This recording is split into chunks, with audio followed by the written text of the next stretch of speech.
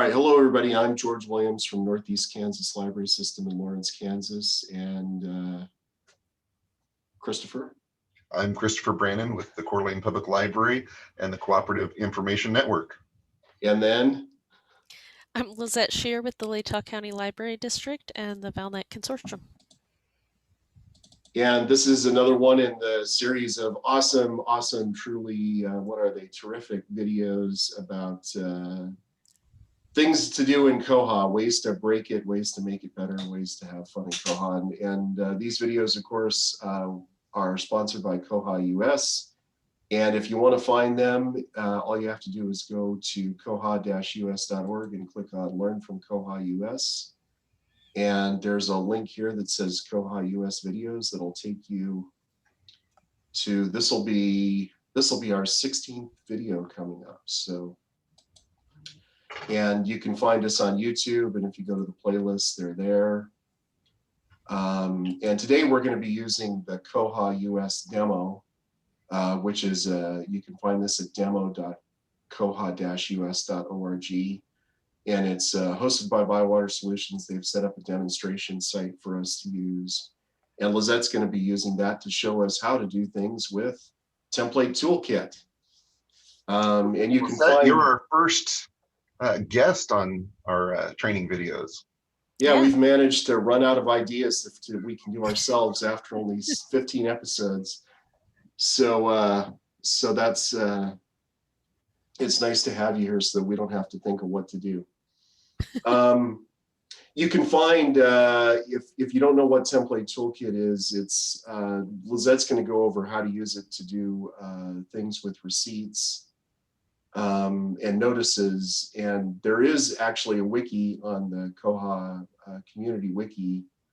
And Christopher will throw the link for that into the video. But if you go to the Koha wiki and search for notices, with Template Toolkit, there's like an instruction page, and then there's this link here to click on that says examples using Template Toolkit, and that actually will take you to the notices and slips library. And there's this whole big library of things you can do with notices and slips, and at the bottom are some examples of doing things with Template Toolkit notices. And so you can find those there, and Christopher will be able to put the links to those in the video. But I'm going to stop sharing my screen now and turn it over to Lisette so she can share her screen and show us what they're doing at her library with Template Toolkit. Okay, thank you, George. Let me just get all my windows. There we go. Okay. So I also have the notices with Template Toolkit. There are a lot of good notes on here about like how to make choices, like if this, do it this way, if this other thing, do it that way, loops, and we're going to be using some of those today. So to find notices, I'm going to be working with the hold/transfer slip. I work at a multi-branch library in a consortium. We have a lot of holds and transfers.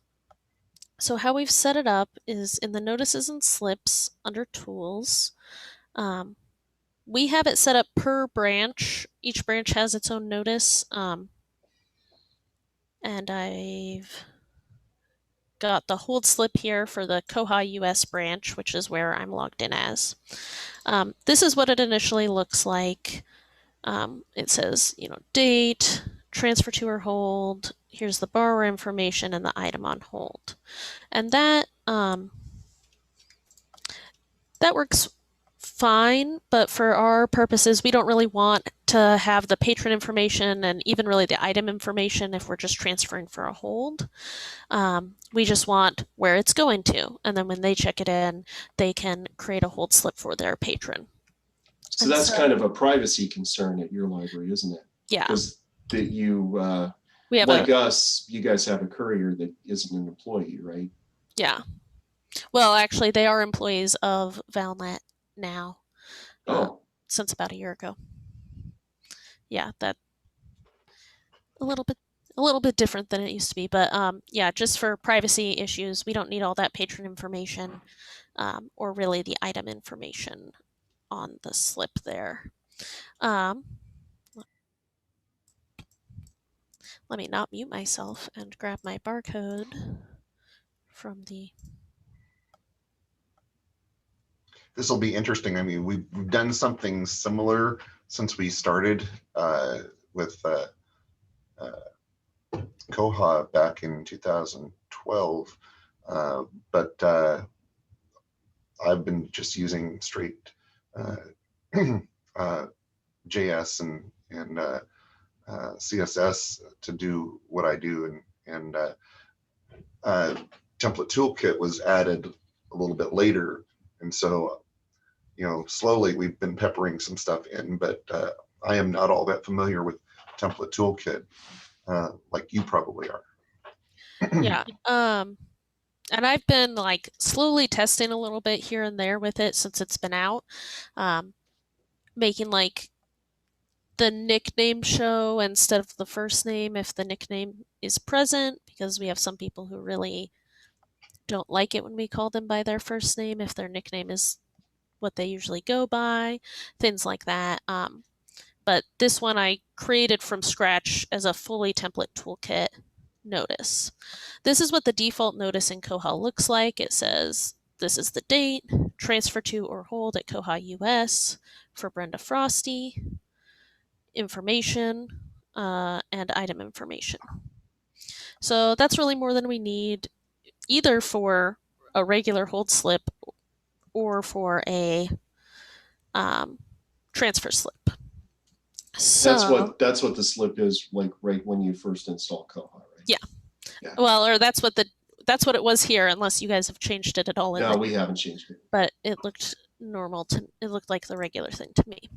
So when you're putting in from over here the old way, it puts in with like these alligators. And so instead of alligators, Template Toolkit uses like, you use bracket percent symbol, and then you would put in, like for this example, it would be branch name. All these things that are like branches are singular instead of plural in Template Toolkit. And then you do %, closing bracket to print the branch name in your notice. It's kind of hard to see on the screen here because it's so small, but that's not a curly bracket. That's just a square bracket. Yeah, here, okay. I will. Is that better? Yeah, that's much better. I think it's just George's eyes. It's coming out fine over here. Okay. But there are a couple things. Template Toolkit can use plugins to do different formatting and call some information differently. And so we actually need 2 plugins for this, and those need to go at the top. And that information, it talks about some of the plugins here on the notices, like how to use different formats for dates here. I'm going to be using Koha dates, I think. Or like some of the biblio things that lets you just do a little bit more, call in more things than maybe you normally could in an old notice. So we're going to use 2 plugins for this. We're going to use branches plugin. Oh wait, the plugins have a like capital first letter. That's case sensitive. Okay. Case sensitive, or at least everything I've seen them in is case sensitive. And the other one we're going to use is Koha dates, just to help format the dates so they look nice for us. And these are plugins that have to be installed? So they're installed, you just have to tell them that you're using them. Okay. So they're already part of Koha. Yeah, they're part of Koha, and there's a list. Oh yeah, here are some of the other plugins: accounts, borrowers, branches, item types. The documentation for Template Toolkit is pretty light right now. I'm trying to make notes, and I'm writing a reference sheet, which should be up, if not by the time of this video, shortly after.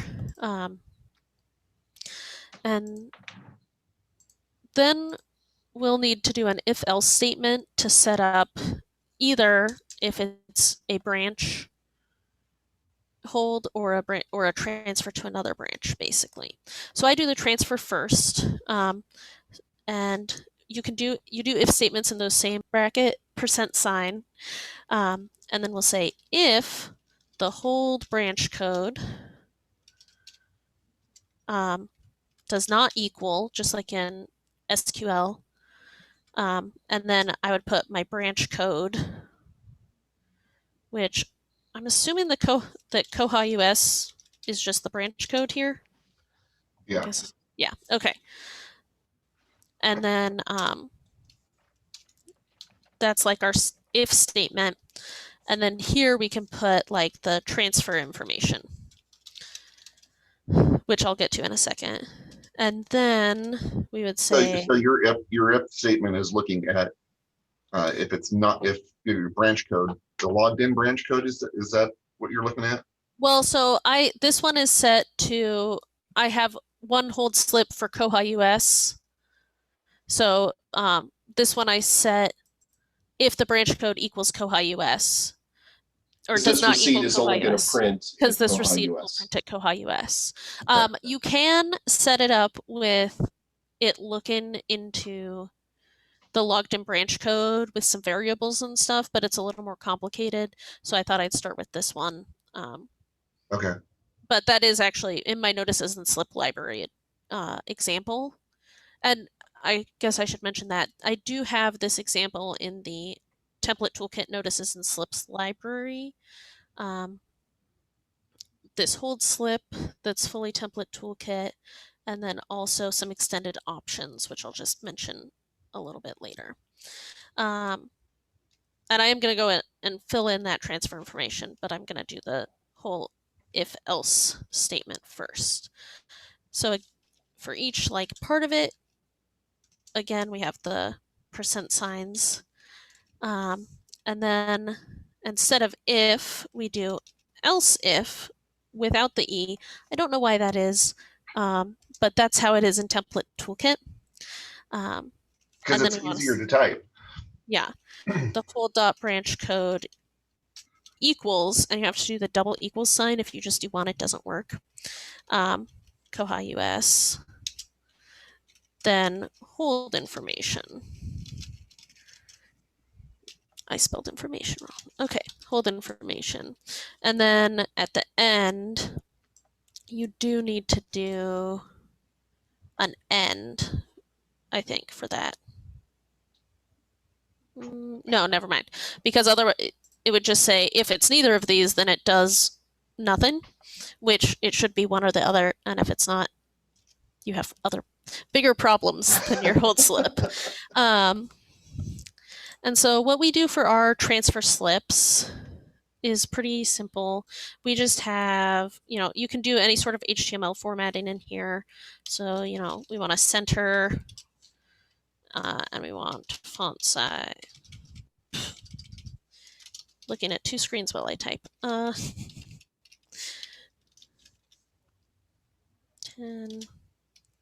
And then we can put in, we just use the 3-letter code on our transfer slips. So we'll just do hold dot branch code again. And then we also have it say hold afterwards, just so people can sort those and check in the holds first. Make it more efficient, yeah. Yeah, and we actually have that at all of our branches now.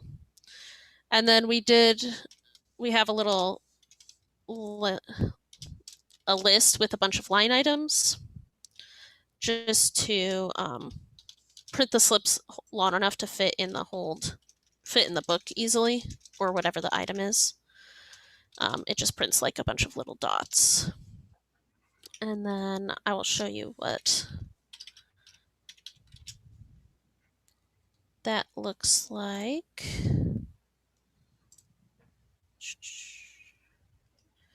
Let's see, the item level hold is the one.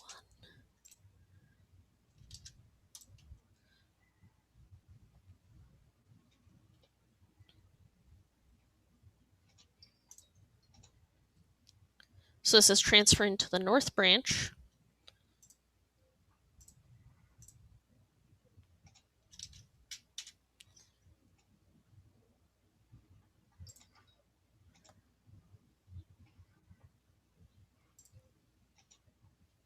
Oh, I did something wrong. I probably do need that end then. You'll get an internal server error if there's something wrong. Which means I either like spelled something wrong in one of the. What I find almost always happens is I did like hold stop branch code instead of hold dot branch code.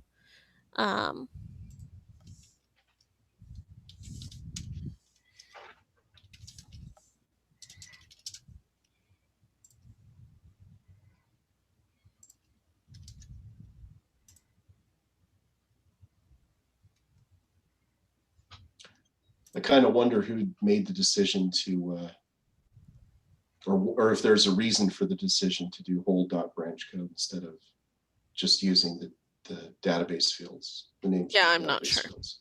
So this is trying to print on like a full-size piece of paper, but it has the branch code dash hold and then some line item dots to print it long enough.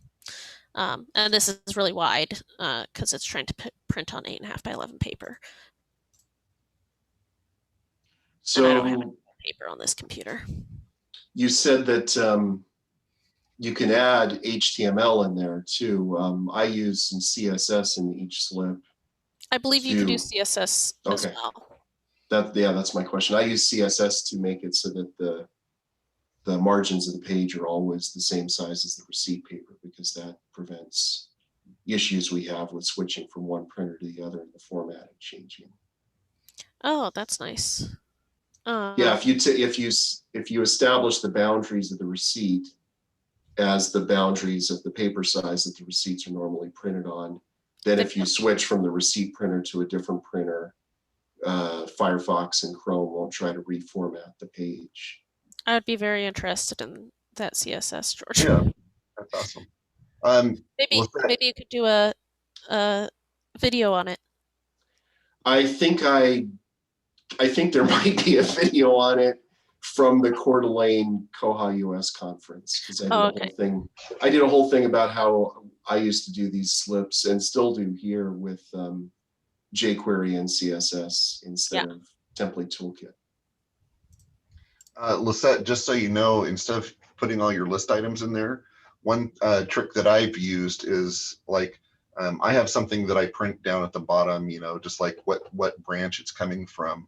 And I use I put that inside, like, you know, you can use an HTML tag, like I put it inside like an H3 header tag, and I add a style to that header tag, like a style margin top is 400 px. Okay. And that gives me all that gap. So let's see. Style equals, then margin dash top. And you need the margin top in quotes. Yep. Then colon 400 px. Oh, you need the quotes to go around the whole thing. Okay. Sorry. 400 px semicolon quote,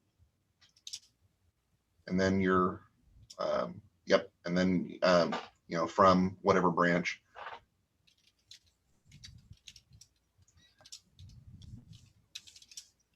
Yep. Oh, that might not have saved fast enough. We'll see.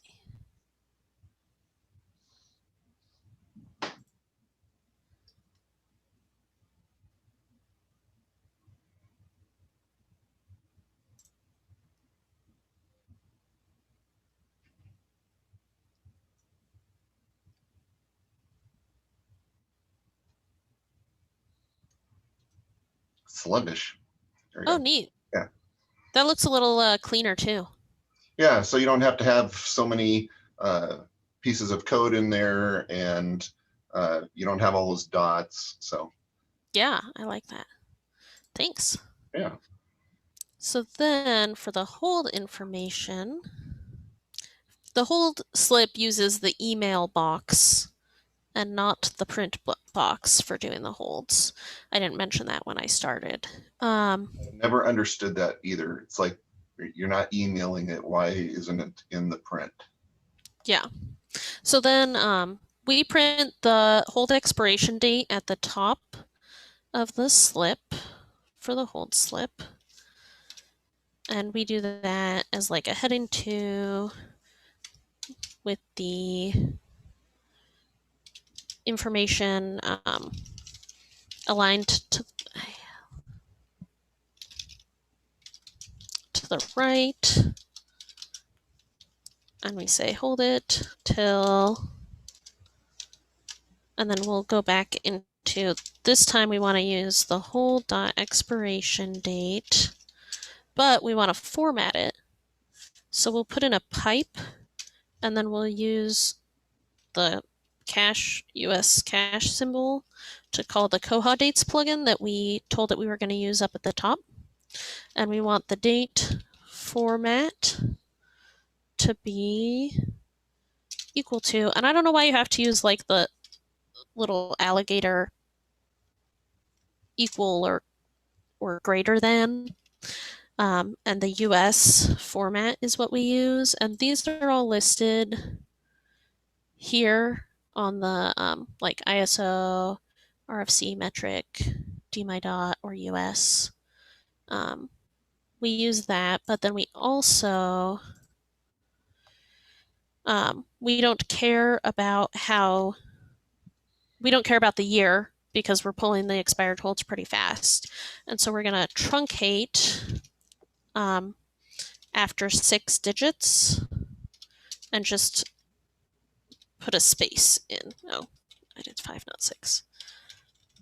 And just put a space at the end. So that truncate will cut it off after like month slash day, and then at the, that's 5. We do 6, and it puts the space in the 6th slot there. And then, and then we want to end that little section and end the H2. And then, oh, you need a slash before the. Yep. Okay. Thank you. Yep.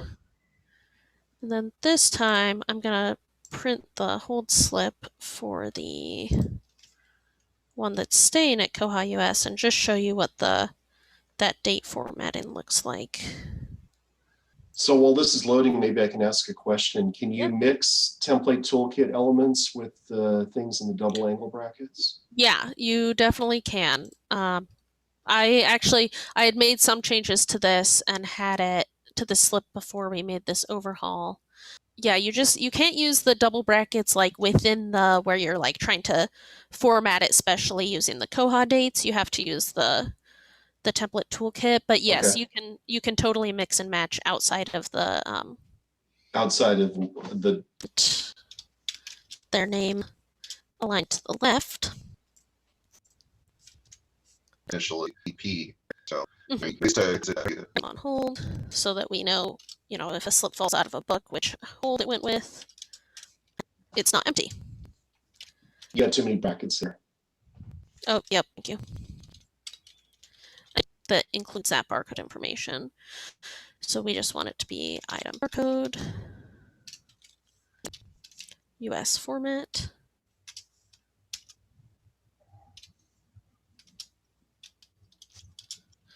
Another graph that's notes copied over from our old JS alligators one. Then it prints that, and then you can see.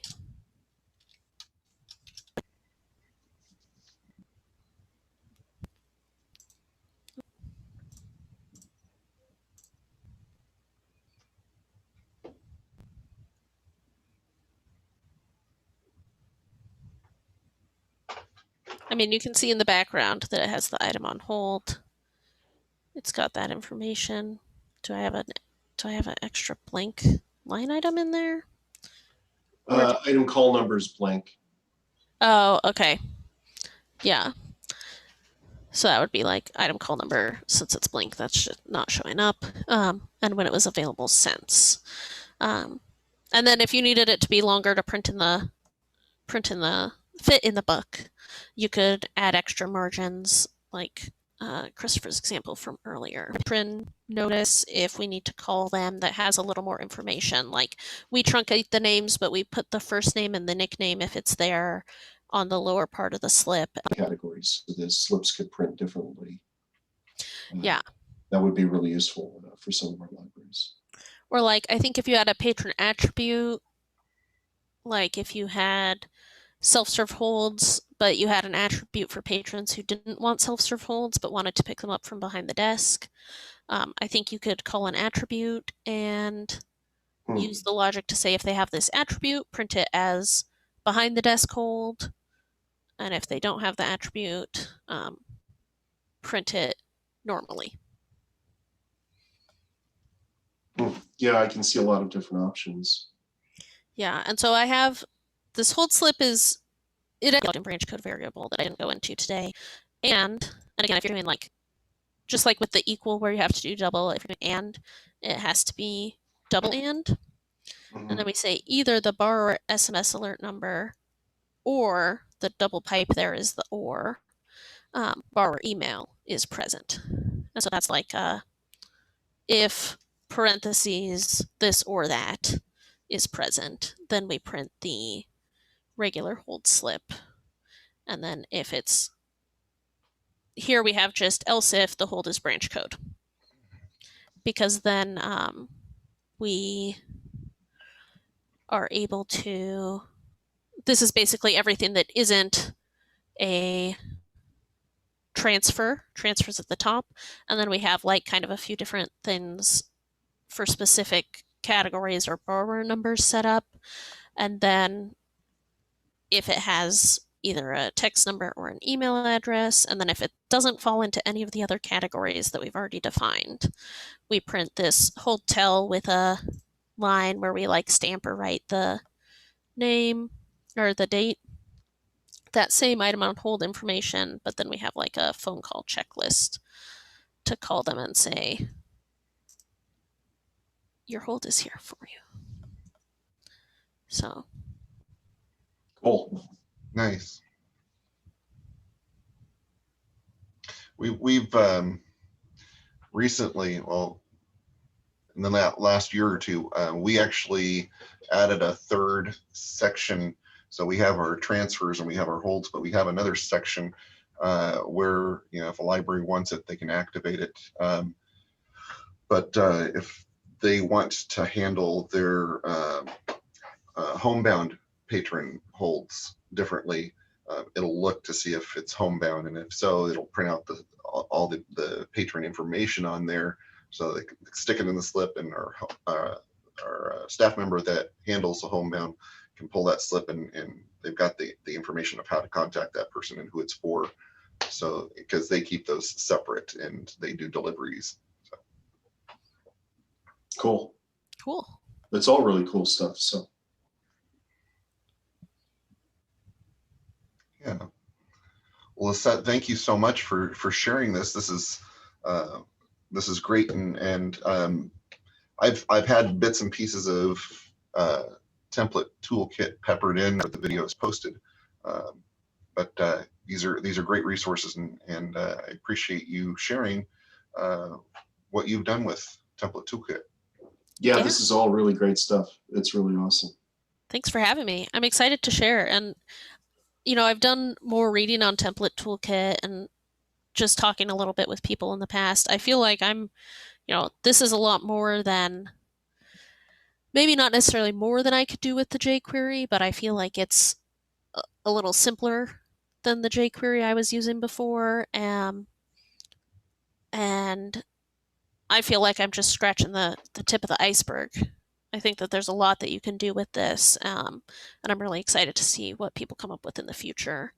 I know as far as formatting, you know, George, you asked earlier about CSS, and I'm pretty sure you can edit CSS with it because there was a koha-US presentation this is the PowerPoint. It's linked from the wiki, and I believe that he used CSS. This is one of the 2020 presentations, wasn't it? Yeah, it was Joe from Flow, I think, or from maybe Joe from Flow, the Fenway Library Organization. So HTML, CSS, and Template Toolkit, and he's really formatted their slips to match like their state ILL organization. And so, yeah, you can definitely use the CSS for it as well. Yeah, that's going to be my next step, is trying to make the slips that print out of Koha match the slips that right now they have to go to a different file and print a slip for the courier, for the statewide courier system. So it'd be nice if I can get those similarly formatted so that so it's one less step for the libraries. So. Yeah. Nice. Well, thanks again, and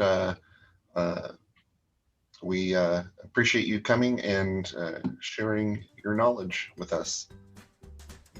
And we'll see everybody again on April 29th when we have no idea yet what we're going to do. We've got some ideas. Yeah, we got ideas. This would be interesting to see which one shakes out of that bag full of ideas. All right. Goodbye, everybody. Bye. Bye.